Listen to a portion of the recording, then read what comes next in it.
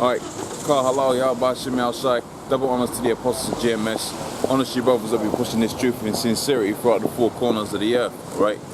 And we're getting to some topical issues. I'm gonna start off with this this RFID chip that's basically gone mainstream out there in the military and that, man. And that's important to note because once it's out there on the mainstream in any kind of factor, you know, they're starting off with the military now, then we know pretty much that it's going to go widespread, it's going to go wide scale, right, out there, you know, for the vast majority of the people out here, man. And it's going to be like the mainstream, man. You gotta really check out some of these words that they be using, man. Okay, you know, technological advancements, convenience, and all of that. That's going to be, you know, the sort of marketing buzzwords that they're going to be using for when this thing, you know, prior to it going mainstream, man. Because for the vast majority of the people, they ain't concerned whether it's the mark of the beast or anything like that. All they're concerned about is how they're going to make their own, you know, day-to-day lifestyles easier. And as long as as far as Esau is concerned, well, hey, that's, you know, that's one way to push that agenda forward, man. Okay? So without much further ado, let me get into this article right quick. And pretty much I'll get into some scriptures after that. And I know certain brothers have done videos on the same topic already, but you know, it's needful for this information to come out because you know Jake is hard-headed, all right? So you got to bring this information out, you know, and that's how the scriptures are, man. The scriptures are repetitive, okay? The scriptures repeat themselves, and as far as we're repeating ourselves, it's not like we're repeating something that everybody knows. Here it is, we're saying that the mark of the beast, which is the RFID chip out there, which is in your bank card, your travel documents and so on and so forth. All right, here it is. We're saying that, but you got guys out here in IUIC, ISU. You know, I don't know if ISUPK. I don't know what their stance is, but you got guys that are supposed to be taking a stand for this word apparently. Okay, but they're pushing a completely different song, man. The scriptures talk about a new song. The new song is gonna have it to where you're gonna have the understanding of the image of the beast and the mark of the beast. When we go into those scriptures, man, the elders break it down clear cut and simple. That's why you're gonna repeat it for these Negroes, Hispanics, Native Americans, man. All right. So let me get into this article right quick, and I'll get into the scriptures. So it says, human chip implants move mainstream, okay, despite of mark of the beast fears. And why is it despite mark of the beast fears? Because when you look at this so-called technological advancements, all right, it qualifies for all the attributes of the mark of the beast, which is spoken about within the book of Revelations. And I'm going to see that in a second. But we're going to go through that in a second. It qualifies for all of that, man. Okay. So you got it to where you got some individuals out there when they were what's the term that they use for I forget the exact technical term that they use, but pretty much when they're bringing forth a piece of, whether it's a film or something like that, they'll get a group of individuals that come together and then they'll decipher how it's going to hit the markets, man. So when they was doing all of that, you had some individuals that'll say, look, hold on a minute, I read about this within the scriptures, okay? All right, I heard about how the mark of the beast is going to do everything that this is going to do. And these individuals that are talking about mark of the beast fears, they ain't Israelite groups. Okay, they ain't they're not from a part of any Israelite group, man. Okay, you know, it's just individuals out there, all right, who apparently has got some kind of scriptural understanding. And here it is, they're pushing a harder stance against this thing, because we know this is the final. Scripture talks about how when he's when he's about to fulfill all of his works, okay, where in the fullness of his sufficiency shall he be in straight. So we know this is the end all be all as far as Esau is concerned, man. Right? It's RFID, because this is gonna have it to where all of the people upon the face of the earth, they're gonna be enslaved underneath Esau. Okay. That's why he's pushing so heavy for this thing now, contrary to what people will have you believe. They ain't pushing heavy for it. Why do you think all of that technological advancements towards that is happening? Where if you got pay points that accept the RFID chip already. Okay, you got travel systems that accept the RFID chip already. Okay, that's all a systematic movement towards that chip, man. Okay, so let's get that within the scriptures first and foremost, within the book of Revelations. Okay. And this is the book of Revelations, the 13th chapter and the 15th verse. It says, and he had power to give life unto the image of the beast. Okay, so the image of the beast is everything that's Esau's whole system, man. All right, in a nutshell. so you can understand the image of the beast, how a company looks like from the outside. Okay, so you're talking about a corporate image. Well, the corporate image is the image of the beast, man. All right, because you're talking about America being a business. Well, the whole Esau system is all set up as a business, with the main commodity being you Negroes, Hispanics, Native Americans, man. That's why they sold you Negroes, Hispanics, Native Americans into hardcore slavery, man. That's why they sell. And you got individuals out there that they think they're actually free, man. Okay, they think that they're free. Okay, but when you're gonna find out about how Esau runs his system, he's got you as corporate slaves. Now you have private slaves back in the day, all right, where if you had a private owner who has, you know, land, whatever and whatever, right? But this individual might have a field out there where you know his main business is growing cotton or whatever. Now that was known as you know, private slavery. Now that's why you had what was known as the abolishment of slavery. I believe that's the exact word. When you look up that word, all it means is transfer. Okay, meaning to say you are transferred from being private commodity to being from the private sector, all right, to being a public commodity, man, right? Onto being an enslavement, you know, basically being a slave to the corporate, you know, to the public side of the corporate world.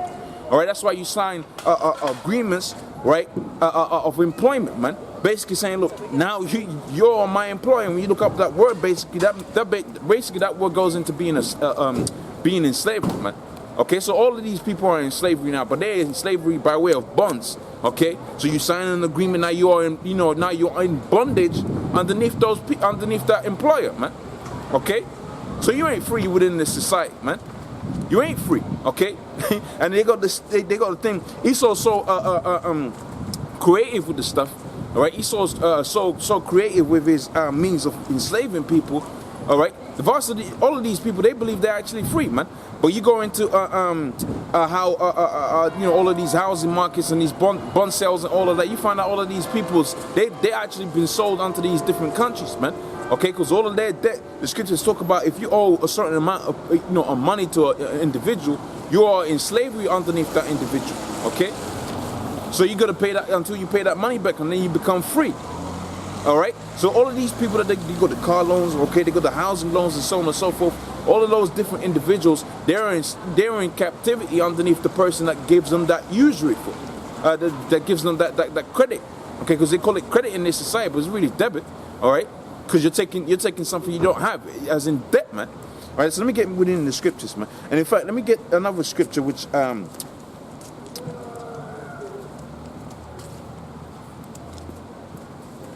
ties up on the same point. This is the book of Revelations, the 18th chapter and the 13th verse.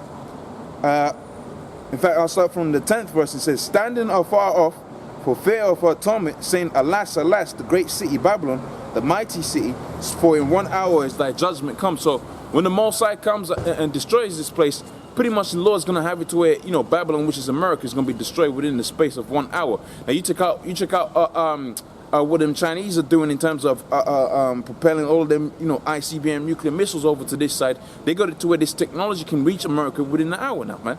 Okay, so that's a fulfillment of scripture right there. So it says here, "Standing afar off for fear of her torment, saying, Alas, alas, the great city Babylon, the mighty city, for in 1 hour is thy judgment come." So that judgment's gonna come in 1 hour, right? It says, "Then the merchants of the city, rather more the merchants of the earth," right? So you got different, what they know as stockbrokers and so on and so forth. Well, where did you have the World Trade Center? You had that out there in America. That goes to prove out there that America's Babylon, because all of the merchants of the sea, rather more all the merchants of the earth, they go and do all of their business over there, man. Okay. Now you're talking about merchant. You're talking about Babylon being, you know, basically being the center of commerce. All right, and then you can go into the book of this is the book of Isaiah, the 19th chapter, and pretty much you can see the similarities that you have between Isaiah, the 19th chapter, where it talks about the Prince of Tarsus, okay, where it talks about that, and you can see that the modern day interpretation of that is America, man. Okay, but getting back onto the point I was making here, it says here, Babylon, the mighty city, for in 1 hour is that judgment come, and all the merchants of the earth weep. Now I was talking about I had the thought in mind, all right, in terms of commerce.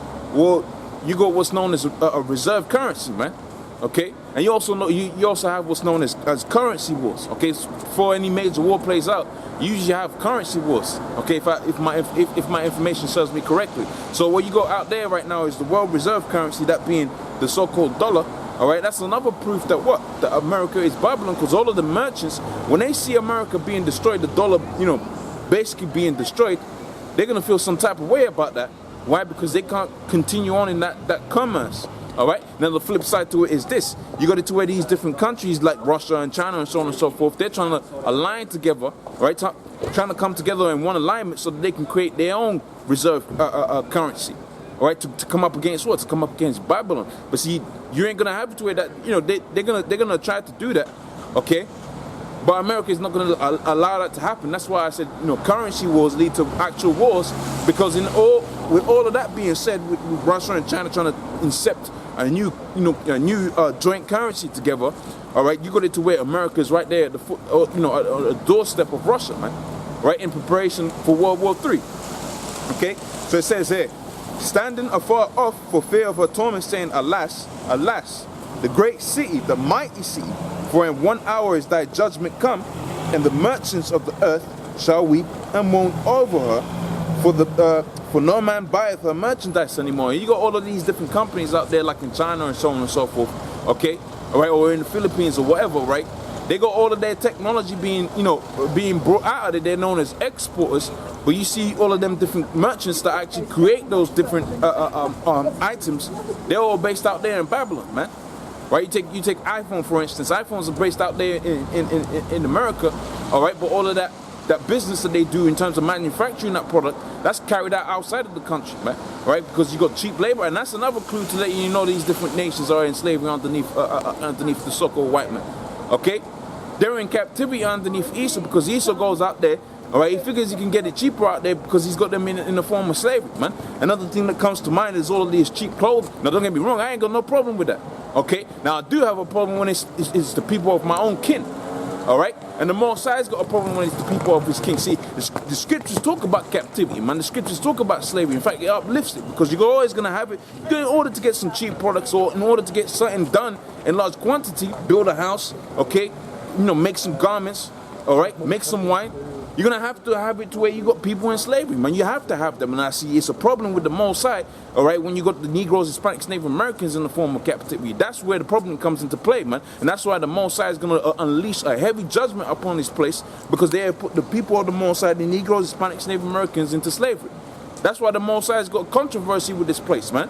Doth not the scriptures say within the book of Zechariah, the 2nd chapter and the 8th verse, all right, something to the effect of the apple of the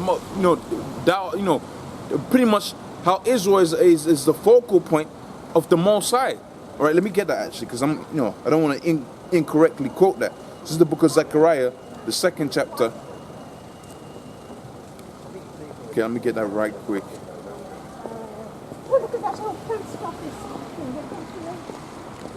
Right, Zechariah, the 2nd chapter and the 8th verse.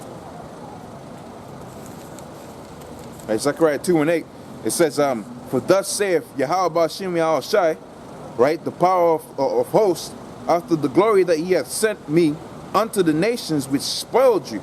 For he that toucheth you touches the apple of the Most High's eye. So all of the people that touch the Negroes, Hispanics, Native Americans, they touch the people, they touch the apple of the Most High's eye, man. His principal focus. And let's get that within the book of Deuteronomy. Okay, the 7th chapter and the 6th verse. And it says, for thou art an holy people unto Yahweh Ba'ashem Yahushai, thy power, the Lord, Yahweh Ba'ashem Yahushai, hath chosen thee to be a special people unto himself above all people that are upon the face of the earth. So when we was taken out there into slavery in America and really all over the world, because you're still a slave right now, the Most High has seen that. And he says within the scriptures, within the book of Joel, the 2nd chapter, let me get that right quick, okay, that he's going to return that captivity. Now really he did that because we went off on the law, statutes, commandments that he had set forth, but he also said that when the time was come that we was going to return from all of that, our iniquity, okay, that's when he was going to destroy this place too, man. Now you got it to where got brothers waking up all over the place, man, okay, setting up camps, all right, getting into the scriptures. That's an indicator that this society is getting ready to be destroyed, man. All right, so let's get that within the book of Joel, the 2nd chapter, all right, It's the second chapter, the third chapter.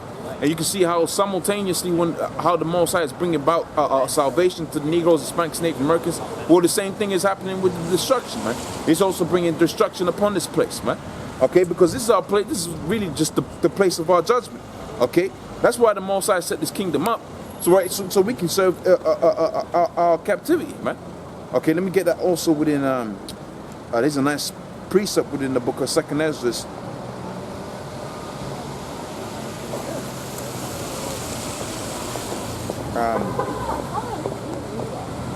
Second Ezra,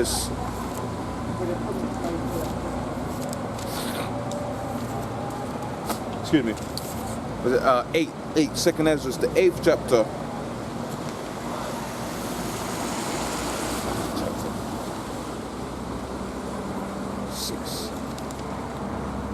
Right, it's 2nd Ezra 6 and 54. And after these, Adam also, whom thou hast made Lord of all the creatures, of him come we all. So all the nations that are upon the face of the earth, talking about Ammon, Moab, okay, Japheth, all of them different nations, including the Israelites, they're all descendants of the man who?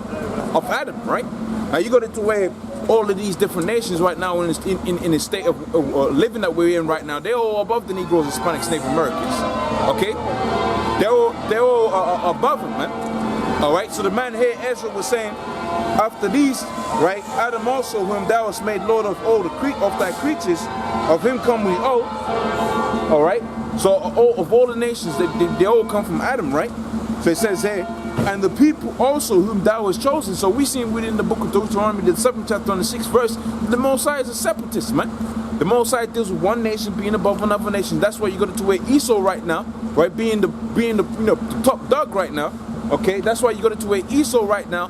He's got all of these different nations in the hardcore slavery, man. All right, and he's got his own people in slavery. That goes to show you that Esau is a wicked dude, man. Because he won't even share the spoils with his own people. Here it is, you got the British army out there, and they're warring against these different Syrians. They go out there into Iraq, okay. But they don't get part of the spoils, because what was the spoils? The spoils was what? The opium, the oil that was out there, okay? Which is big money, that's big business. But you got to where them British soldiers who come out here, right? They've done served their tours, they come back and they live worse than the dudes that were living out here, man. All right, because Esau's a deranged person, man. Now when you go into the scriptures and the law, all right, the dudes that go out there to war, they're supposed to get a certain portion in that spoils, man. Okay, in fact, if I'm not mistaken with what I'm remembering, I believe the dudes used to, the warriors used to go out there, they'll get the spoil, and then after a certain period of time, the Most High set it up to where they was gonna have it to where the spoils get shared also with the rest of the other people, man. Okay, but I might be misquoting that. This is the 2nd Ezra 6 and 55, and it says, and this have I spoken before thee, O Yahweh, because thou hast made the world for our sakes. So the Most High created the whole world for our sakes, man. Okay? When you go to the book of Genesis, it talks about how Eden basically was supposed to be a land of pleasure, right? Now the Most High had it to where, Adam went off, Eve, by way of Eve, okay? But that Eden, that was really like the whole earth, okay? With the principal focus being out there within within the Middle East, not the Middle East, furthermore, but what's known as the Fertile Crescent, okay?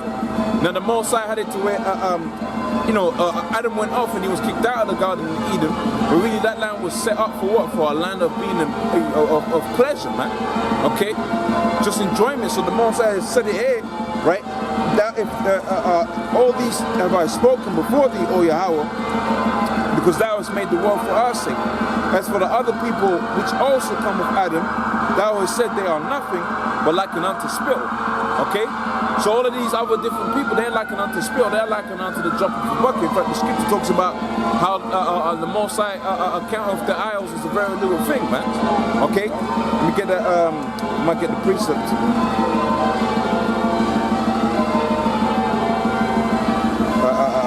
Drop of a bucket.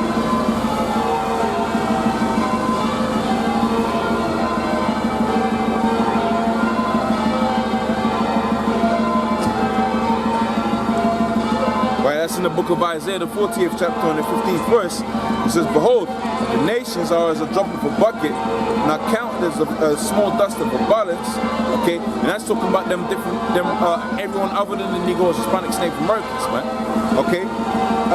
Behold, the nations are as a drop of a bucket, and they're counted as a small dust of a balance, okay? And behold, he taketh up the isles as a very little thing, okay? So them different nations are as a very, they're nothing to the Most High, man. That's why the Most High will have it to where, you know, you got Moab out there or Ammon. The Most High will have it to where a tsunami will come all over there and just wipe out like 2/3 of the population, man, because they're nothing unto the Most High, okay? Now this is back within the book of 2nd Ezra, the 6th chapter and the 55th verse. It says, and all this have I spoken, all right, before thee, O Yahweh, because thou hast made the world for our sake, and as for the other people, which also come of Adam, thou hast said they are nothing but like unto spittle, and hast likened the abundance of them as a drop of that falleth from a vessel. So that links up with that precept, all right? And it says there, and now, O Yahweh Bashim Yahushai, behold, these nations, these heathens, which have been ever reputed as being nothing, have become to be lords over us and devour us. So the Most High raised up the basis of people, starting first and foremost with Esau, the so-called white man. Let's get that within the book of Job, the 30th chapter. And now we become their byword, man. Now we become their proverb. I'm going to show you something within the book of Wisdom of Solomon, the 5th chapter, after I read Job 30. All right, that the Most High is still dealing with his people. In fact, Isaiah the 14th chapter and the first verse says it best, where it says pretty much the Most High will yet choose Israel and set them in their own place, man. All right, so when all is said and done, you got to where Esau and all of that, they're looking down on the Negroes, Hispanics, Native Americans or whatever, right? But the Most High is still going to choose Israel, man. He's still going to set them in their own land. He's still going to raise them to be a new Christian instrument, okay? Kings and priests, all right? A satanic place, man. Okay, so Job